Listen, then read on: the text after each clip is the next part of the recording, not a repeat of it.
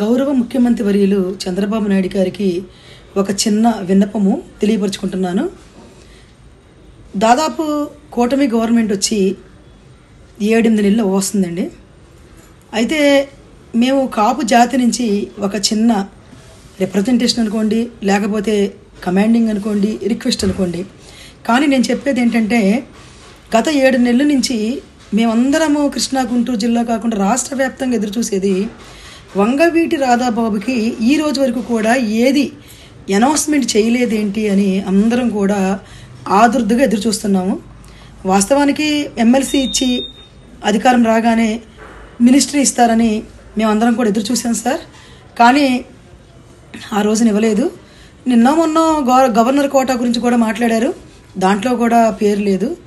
రేపు గవర్నర్ కోటాలో ఎమ్మెల్సీ ఇచ్చి మినిస్టర్ ఇస్తారని అందరం ఆశపడుతున్నాము.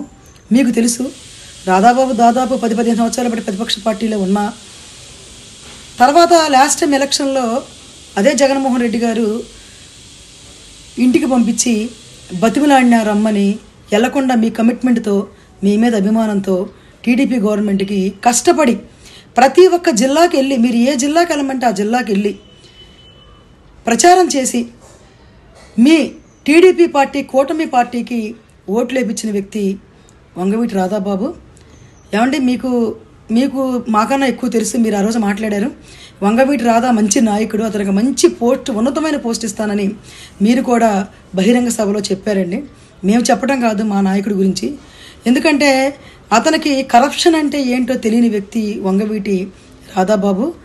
అతన్ని అలా కూర్చోబెడతాం అనేది చాలా బాధాకరంగా ఉంది. ఎందుకంటే ప్రజలు కూడా మేము అన్యాయం అయిపోతున్నాము. అదే అతను కనుక మినిస్టర్ ఇస్తే జిల్లాలో డెవలప్మెంట్ జరుగుద్ది, కరప్షన్ ఉండదు, ప్రజలకి మేలు చేసే విధంగా నిలబడే వ్యక్తి. మీకు గుర్తుందో లేదో ప్రజలందరికీ తెలుసు, ఆ రోజు రాజశేఖర రెడ్డి గారు తూర్పు నియోజకవర్గంలో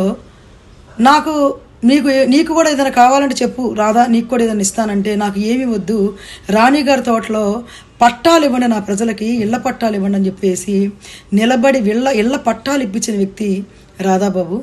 అతను రేపు మన జిల్లాకి మినిస్టర్ అయితే ఎంతమంది బతుకులు బాగుపడతాయి అనేది మీకు కూడా తెలుసు సార్. ఇప్పటికే చాలా లేట్ అయింది.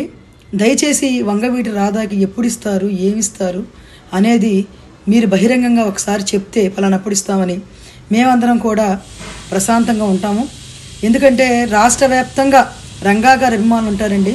ఆయనకి ఇస్తేనే ఇవాళ ప్రతి ఒక్కళ్ళు ఓటేసినా కూడా ఆయన పూర్తి సహాయ సహకారం ఉండబట్టే ఇవాళ కూటమి గవర్నమెంట్ అధికారంలోకి వచ్చింది. అది నిజం. అతని గురించి అడగటం తెలియదు. మేము ఈరోజు కూడా నీకేంటనే అడిగే ధైర్యం మాకు లేదు.